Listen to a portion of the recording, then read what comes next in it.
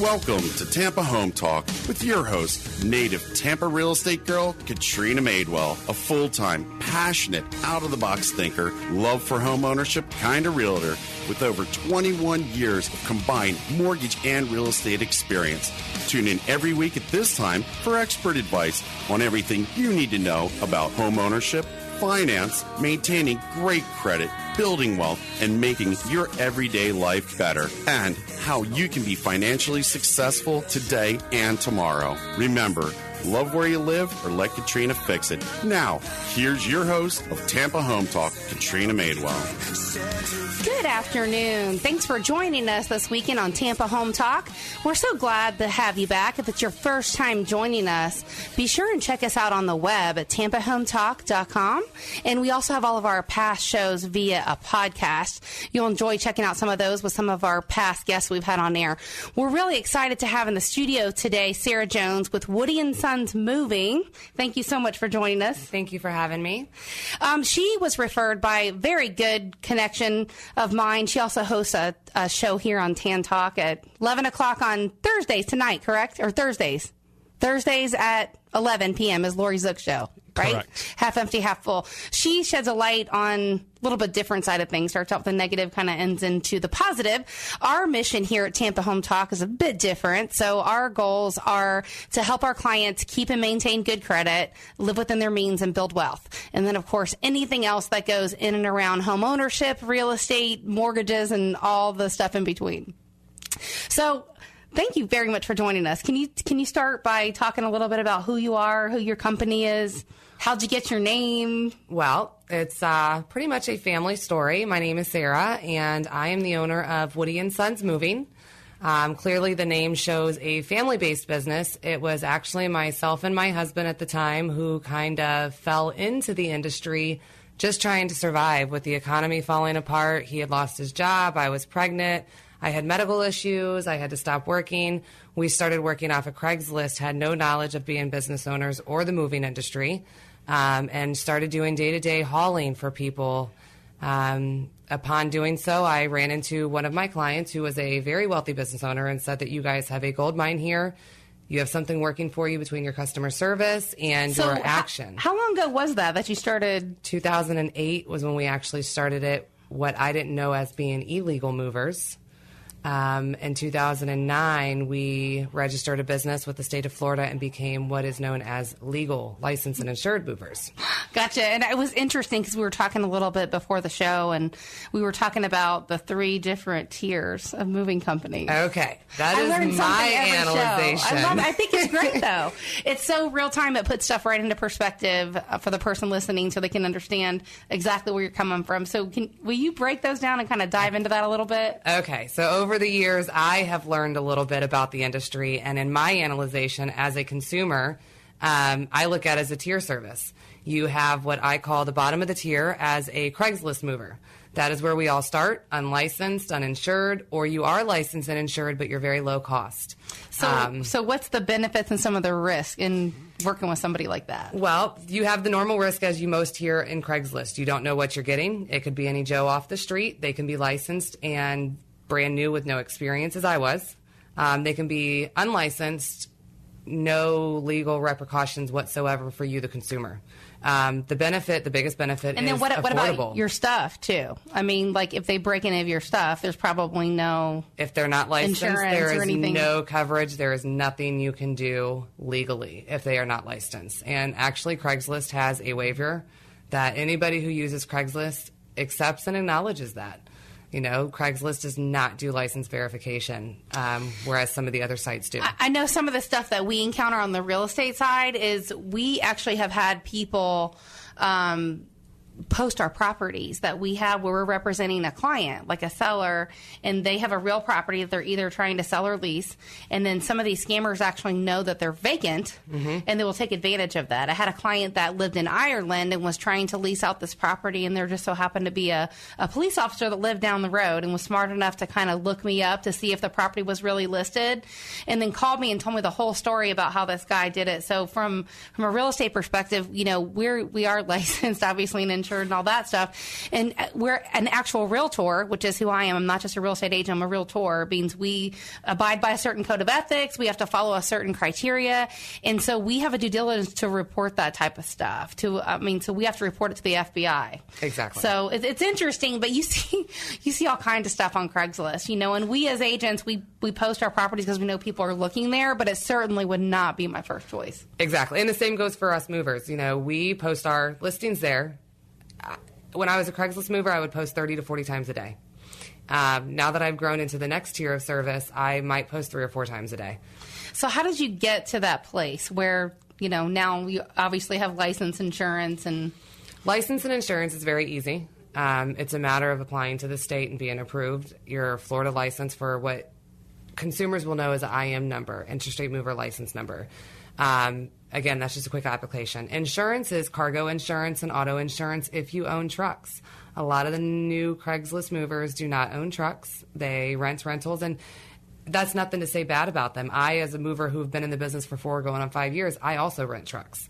But I also have 6 of my own. Right. So is there any liability or anything for the people that are renting trucks from these places and then moving somebody else's stuff? No. How does all that work if they get in an accident and someone's stuff's all crashed up?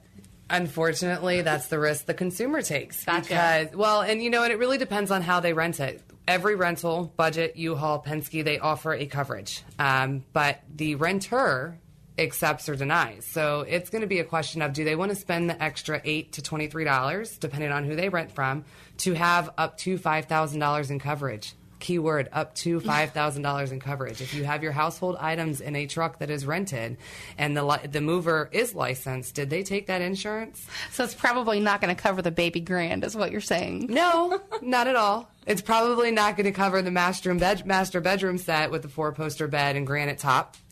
Right. Dressers either. So, all in all, whether you go with a tier 1 in my analytical mind, a tier 2 or a tier 3 mover, it's a risk. Florida is a no-fault state, and unfortunately, the one thing that concerns my clients the most is even when you have an insured mover, it's 60 cents on the pound per item is what the state of Florida offers. And I think that is one thing that has gotten me where I am. Break that down. What do you mean by that exactly when you say that? So here's an example. Let's take that master bedroom set, okay? Florida movers are required to carry A $10,000 cargo insurance policy, or B, I believe it's, and my numbers could be off, so forgive me, but for the bond, I think it's a $100,000 bond. Mm-hmm. You have to carry one or the other. I personally carry a $10,000 cargo policy. This is what covers your items if I'm moving your client. You send me a client, mm-hmm. we're moving their bedroom out of their home, along with all their home furnishings. They have a second floor home. We're walking the headboard of this massive 4-poster bed down the stairwell, and oh my God, one of the guys trips and falls and he tumbles. Not only is the headboard destroyed, right. but now the client says, what do we do?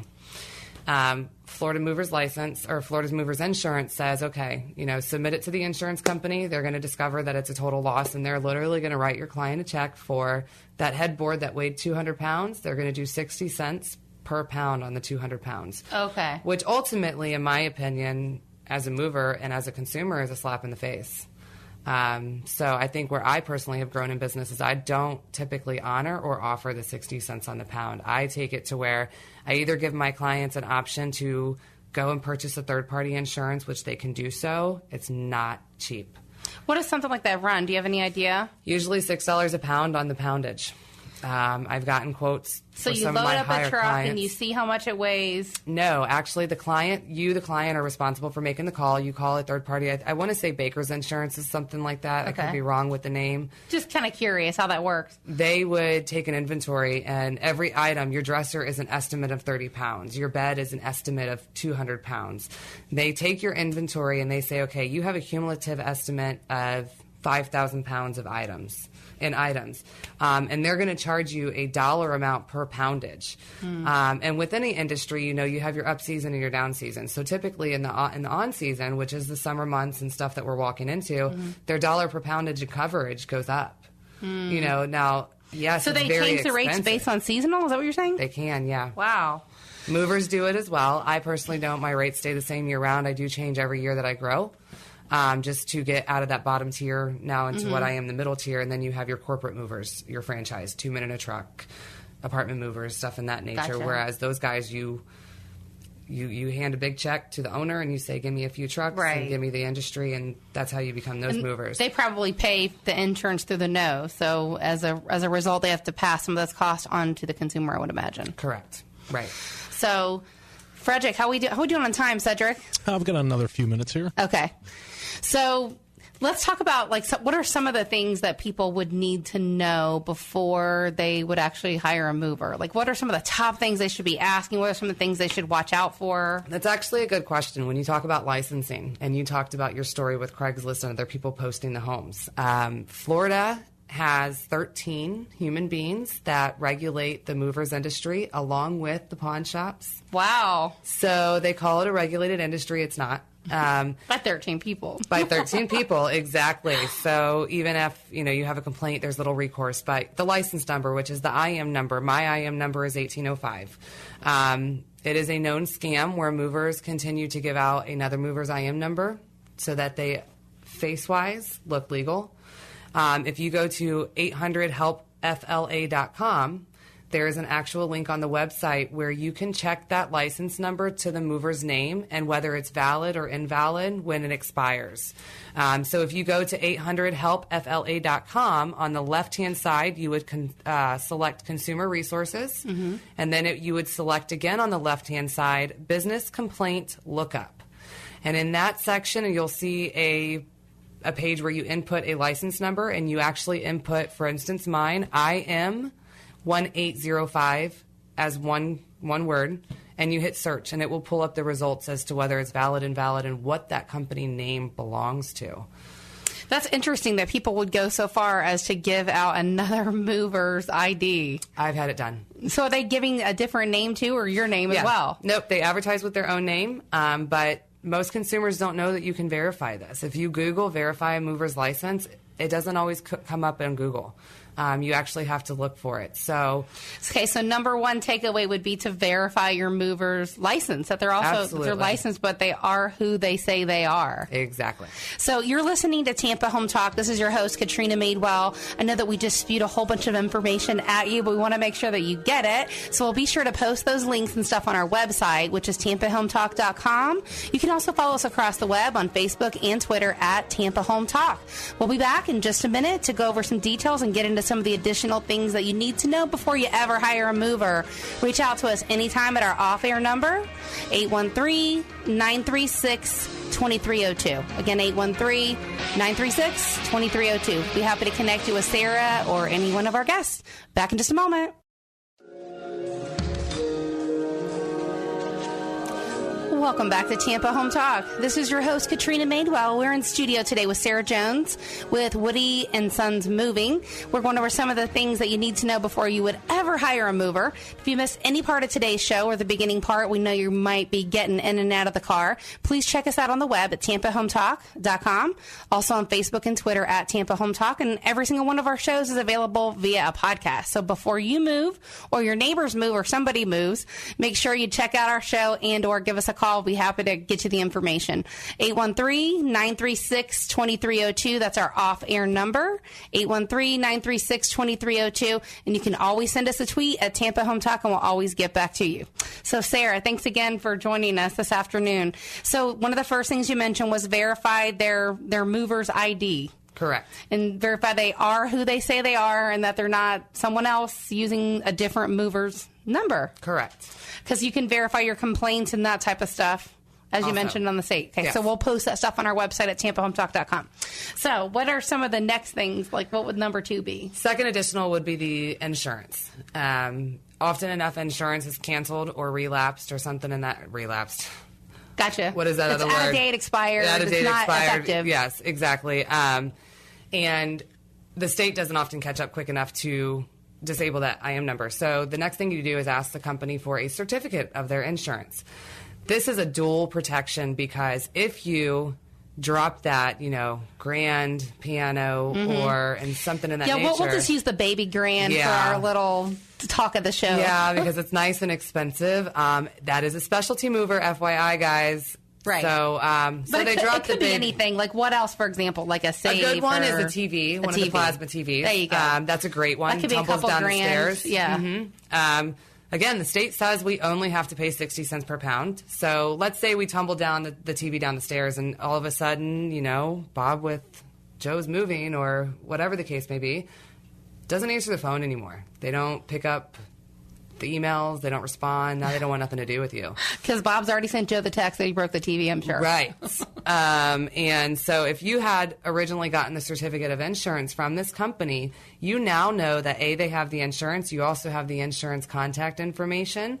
You don't even need the company at this point. Gotcha. If you want to file a claim directly with the state and with the insurance company, you have all that information with their certificate. So what would that look like if someone's sending a certificate of insurance? What type of details would be on that document? It looks similar to a declaration page. Gotcha. And oftentimes enough, I do a lot of certificate of insurances, and what you actually do is if you do hire the mover, you ask them to write you as a certificate holder. It literally takes less than 24 hours. I, the mover, would send it into my insurance provider or agent and say, I need Sally Johansson. I need her address written as a certificate holder for a move date of March 29th, this Saturday. So it's kind of like adding additional insureds. Right. That, it really it's is. really in insurance language. I imagine that's one and the same. It really is, yeah. And in insurance terms, it's called a COI. It's a certificate of insurance. It is full protection to the client. And, at that point, you don't need the mover. And the insurance company may or may not honor the 60 cents a pound. They may offer more, whatever the case may be, but at least it's in their hands and you're not getting a dead-end phone call, no voicemails, no return calls back. Right, that makes sense. So is it kind of like homeowners insurance where if you have replacement value, replacement cost, they actually give you enough to go replace the item that you had, or do they usually depreciate it as well? It is movers insurance. It is 60 cents a Gotcha. pound. I Okay. personally have never filed a claim, and that's why I say I think... Thank goodness, right? It's because I take a different standpoint. I don't want to submit my clients to 6 to 8 weeks of dealing with adjusters and insurance and this call Yeah. and that call, and I really don't want them to get honored 60 cents on the pound. So often enough for me and my company, we try to repair or replace in-house. That makes sense. If it's, I've had any mover who says they don't have damages, don't hire them. Well, that's like saying, if you're a real estate agent and we've never had any problems. Right. Like we've never had a delay in closing. They always close on time. It just doesn't happen. With any provider, honesty is the key. And I can be brutally honest about my own business, and I have had damages, and I have had high dollar damages at times. We call that in our business turbulence. Like, one of the first things we like to tell people whenever we sit down with them is, look, we're going to make this as perfect as we can.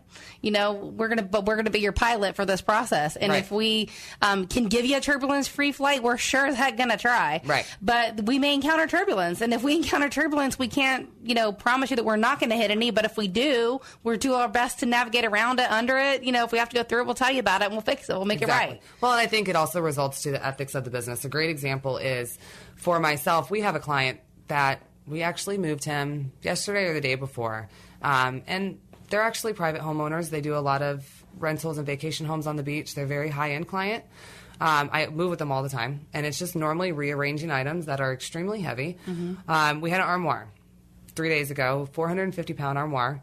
The stairwell was not friendly. The guys attempted it, and they backed down, and they advised the client that, hey, look, this is not safe. This is probably going to get damaged. We need you to sign a waiver that if you want us to move forward, we advise against it. We're not going to accept responsibility. The client signed it. They continued to try to do the move. Mind you, I will say this, and so help me God if my insurance agent is listening, I'm so sorry, but we do everything we're not supposed to do. We go above and beyond. So they shouldn't have moved this armoire, and they did, and unfortunately it fell. And it fell onto one of my guys. He is okay. But the armoire was destroyed. Any other mover, and I want to retract that. I wouldn't say any other mover. Any unethical mover, maybe unlicensed, maybe licensed, would say, you signed a waiver, I'm done. I'm not doing it. I'm not going to accept responsibility. I, on the other hand... I'm still going to try. I have now picked up all the pieces to the armoire, and as of today, we have delivered it to a repairman who says he can fix it. Though I'm not going to offer 60 cents a pound on it because, again, that's a minimum offer. Mm-hmm. I'm giving the free labor. I'm transporting it. I'm taking it to a repairman. I'm paying for the repair. Mm-hmm. Even though I have a waiver saying we'll accept no liability. You're doing what you can to make it right. Right. Yeah, it's, I find that a lot of the girls that work for me, kind of the same thing. They really try to go above and beyond. And we're all about that. But the one thing I have to watch is just make sure that they don't put us in a position that would, we would give advice that's outside of our scope, Right. like legal advice or tax advice or, Right. engineer advice. People start asking about sinkholes, stuff like that. Sometimes you can actually run a fine line between what you can say and what you can't say. And that is why I'm thankful that you guys are the realtors. And we are just the movers. I don't get a lot of legal questions outside of my industry, which I can freely ask and answer because Lord knows I was unlicensed and did not know it at one time. So I know the right things and the wrong things to be done. And you get a lot of horror stories.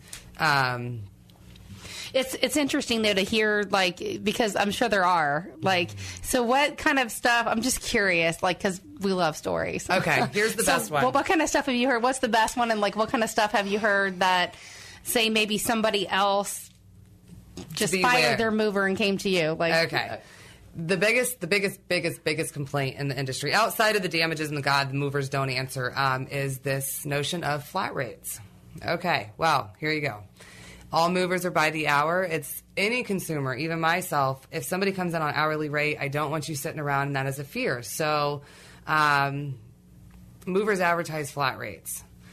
You have got to be careful as a consumer because this is the biggest scam. I hear it every year, at least once a month, twice a month, that the last mover I hired, they were going to move me and they gave me a flat rate for $600. They came out to the home and they looked at everything. And then when we got to the drop off, the next thing you know is they shut the back door and they said, nope, it's going to be $950. You pay now or I'm not getting your stuff back. So they literally are holding their stuff hostage on the truck? Correct. You call the police as a consumer. You call the police. So why would they not tell them that before? You think they're just intentionally trying to scam them? I don't think it's an intentional. A flat rate for me, how I bid, I don't know how the other movers bid, but if I think your move is going to take, and I always bid average to high. So if I think your move is going to take an average of 5 hours, I give you a high of 7. Let's say 7 hours is going to cost you $700 for simple figures here. If you absolutely demand a flat rate, I'm probably going to give you a flat rate of $900. So you're going to quote on the high side to make Right. sure that you've covered your basis. Me personally. Yeah. But I think the reason what happens when other movers have demanded higher money at the end and they held the stuff hostage is because the move has had a variable that's not seen. You don't know if there's going to be a 250-foot walk on the other end. That we are often not enough told by the clients that, look, my elevator on the 5th floor is all the way around the building. There's only one service elevator, and we have to walk down the hallway and down another hallway and around. And a mover doesn't plan for that, and they're not told that, and now you have a flat rate, and you have depended on this $600 flat rate. The mover holds your stuff hostage, and quite frankly, you know what the police tell you?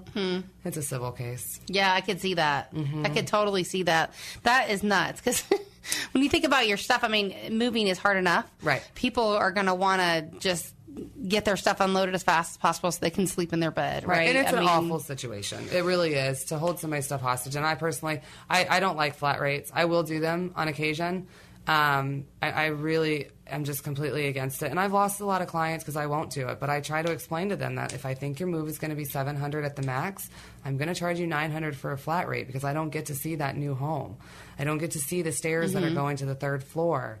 You should just ask the realtor. Most of the time we have videos or virtual tours of the place and get enough to get an idea. Well, see, my goal is to gain all you realtors on Team Woody & Sons so that I can go directly to you guys, but we do get a lot of private homeowners and, people who look at us up on Google, and we don't get referred, so it's like, who do you ask?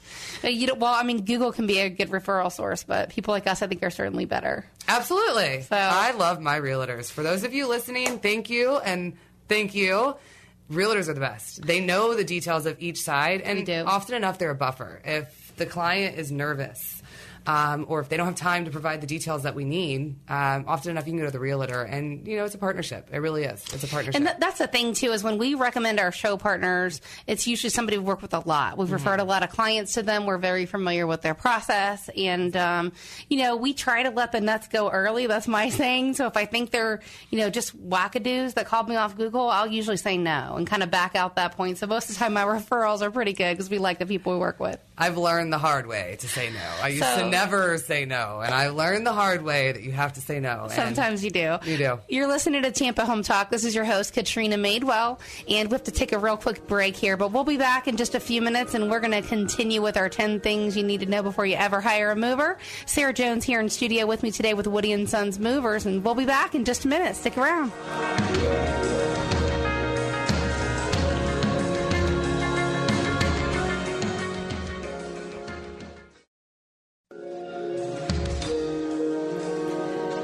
Good afternoon, and welcome back to Tampa Home Talk. This is your host, Katrina Madewell with Charles Ruttenberg Realty, the Real Estate Radio Network. We have in studio today Sarah Jones with Woody & Sons Moving. We're going over the 10 things you need to know before you ever hire a mover. We've had some great information on our show today. If you missed any part of the show, you're definitely going to want to check it out via a podcast or on Facebook, on Twitter. We post them there as well at Tampa Home Talk. So where we left off, let's go ahead and pick up with number 3, because I'm sure you could probably talk for several hours. I can tell you have a lot of passion about what you do and you know a lot about it. I do. So what are some of the other things that someone would need to know before they ever pick up the yellow pages and call a mover? I would say, just follow your basics. We could do 3, 4, and 5 real quick right now as far as tips. Make sure you get a quote in writing.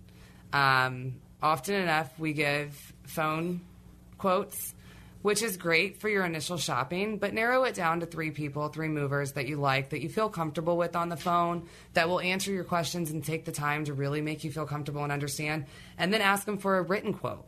And you want all services and fees provided. The industry standard is an hourly rate, and your movers either charge A, a service and a fuel fee, or one or the other, or B, we charge a travel or AKA trip charge. And you want to see all those fees in writing.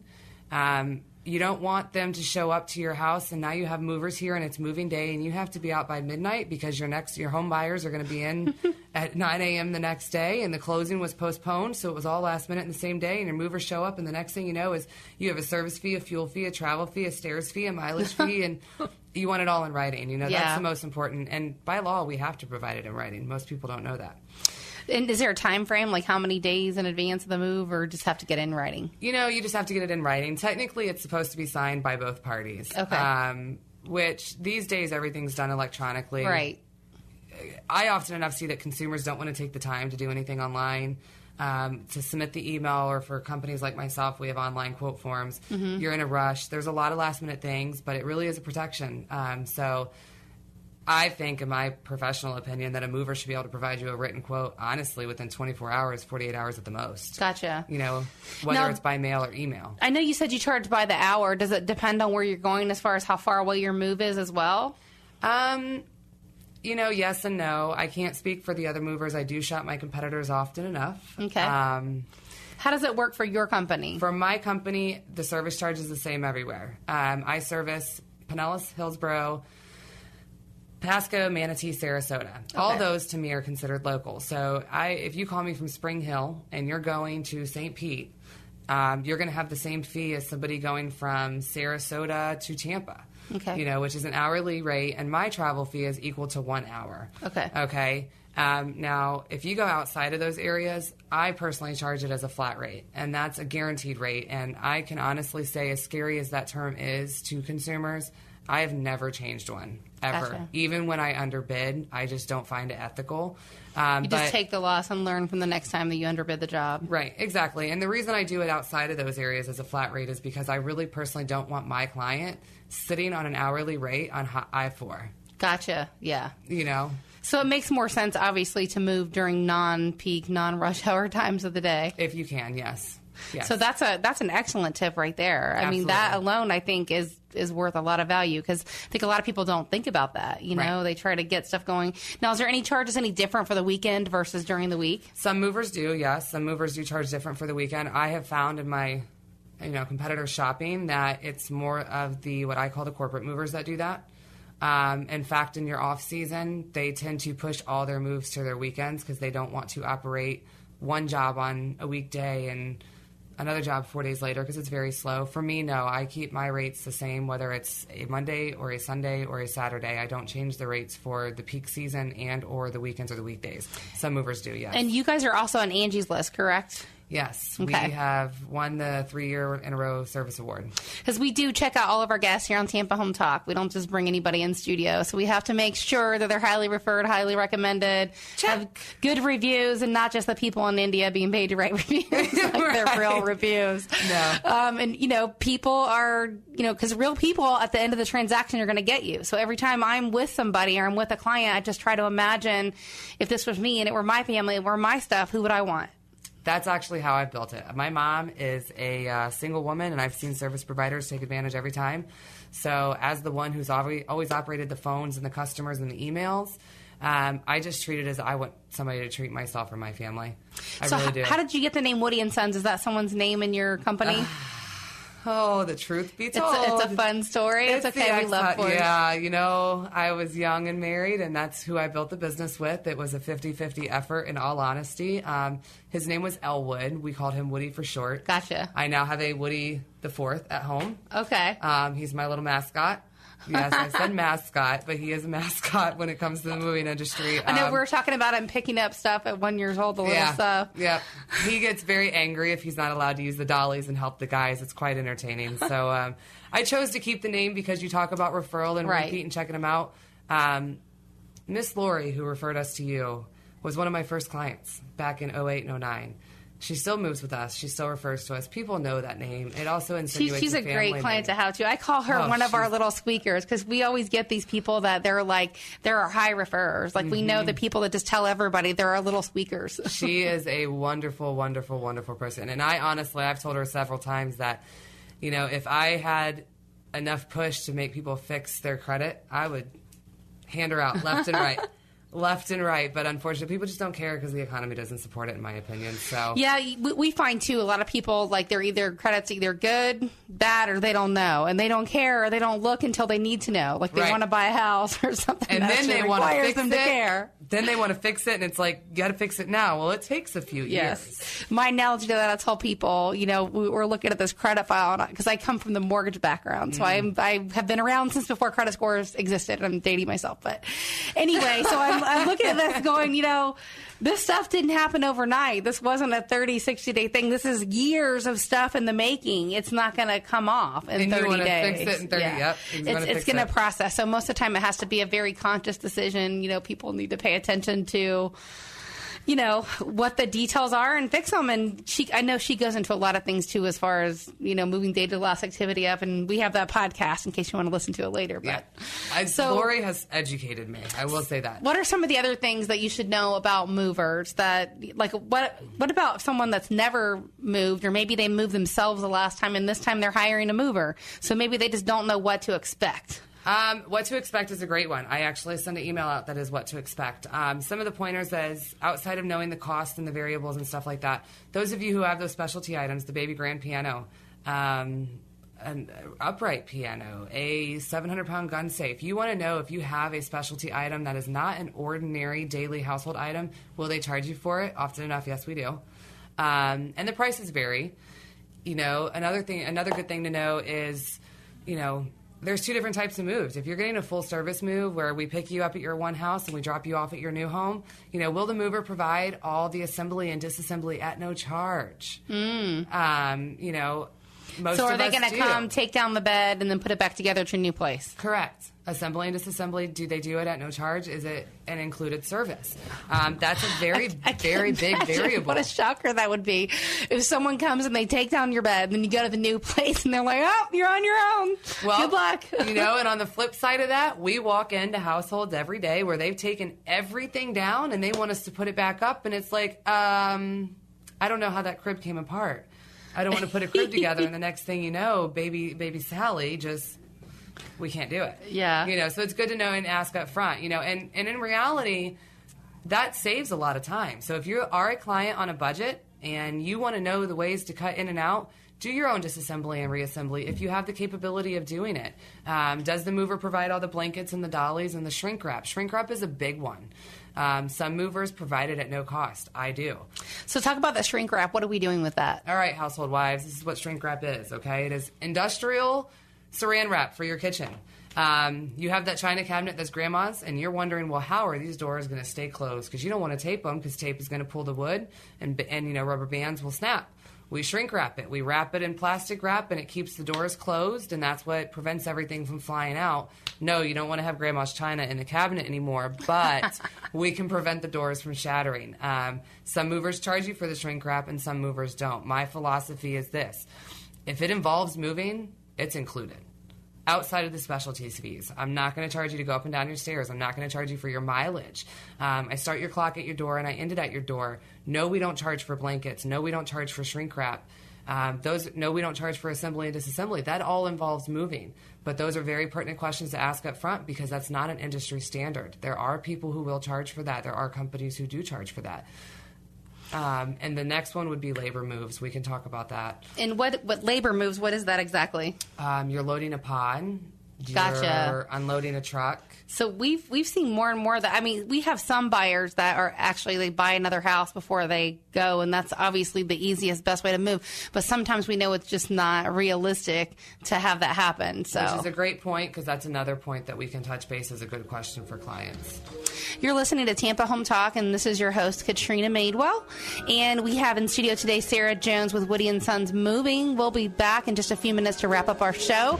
And we've got a bunch of great tips. We're going to post some more for you online at our website at tampahometalk.com and also across the web at Facebook and Twitter. Be back in just a minute.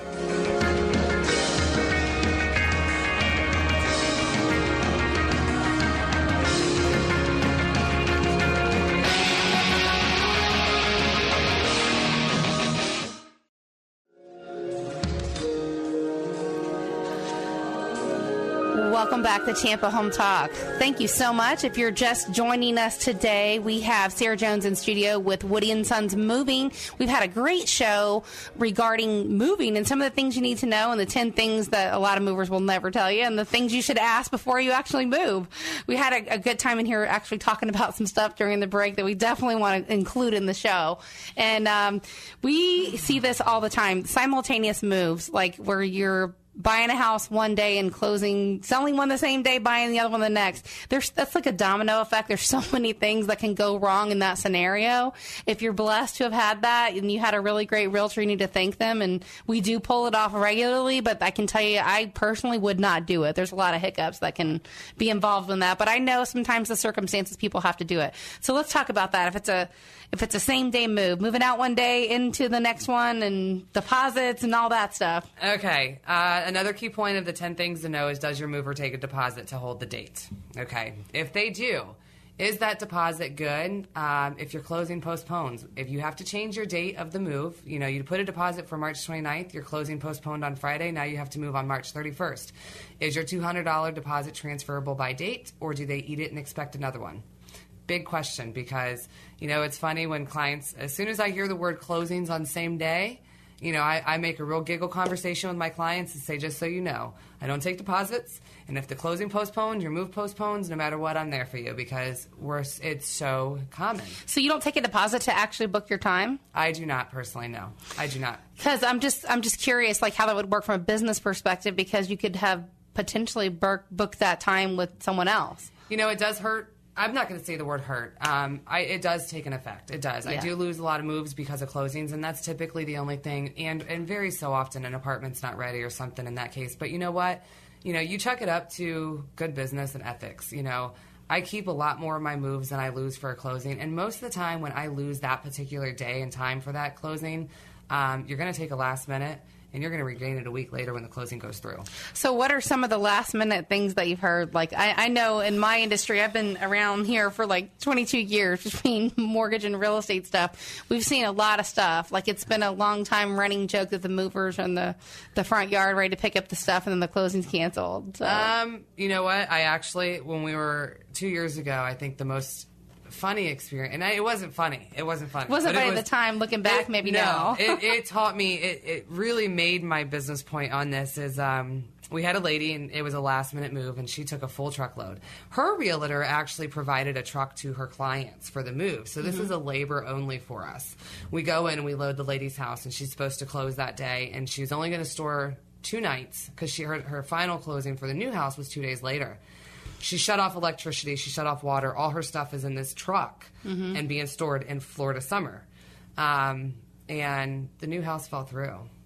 The financing, the financing of that particular homeowner didn't go through on their new home, so therefore they retracted the sale. Oh. But this went on for almost 11 days. Yeah.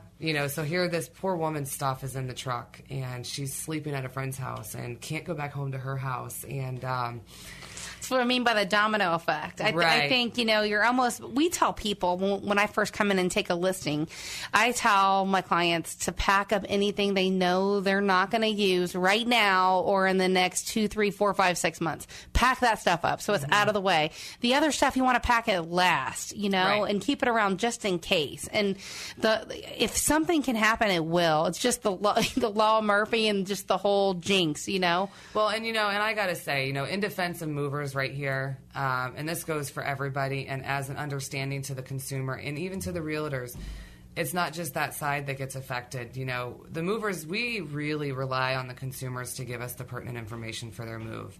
Often enough, we have more than one move on a truck. So we always tell you, pack an overnight bag too. You never know what's going to happen. Yeah. Whether it's on your side or the realty side or the mover's side, if Bob in move one of the day who was sharing your truck, mind you, we don't share customers on the same job, but the truck does 2 jobs a day. Mm-hmm. If he didn't tell us that he has a 10 by 30 storage in addition to his 4-bedroom house that you got to go an hour away to pick up, right? This now postponed your move, so it's of course we're going to do everything we can to reroute a different truck to you. We want to take care of you, but what if we do have to do it the next day?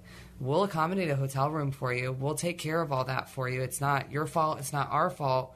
But how we handle it is what matters. But make an overnight bag. And the same thing goes. If you have a same-day closing, all your stuff is in a truck, and you expect that second closing to go through, and what happens when you get there and something's wrong, now your stuff is in a truck. And you have no overnight bag. And you have no house. Yeah, there's so many things that can happen. I mean, we had a contract recently from a buyer that was all cash. Military guy in Afghanistan fell off the face of the planet. Oh my gosh. And you're like, I had multiple offers and I took yours, and where did you go? Right. So stuff like that happens. I mean, Absolutely. you have no idea what's going on. It's not like you can pick up the phone and call them or drive down the street and see where they are. You just don't know where they are. Well, here's a good one.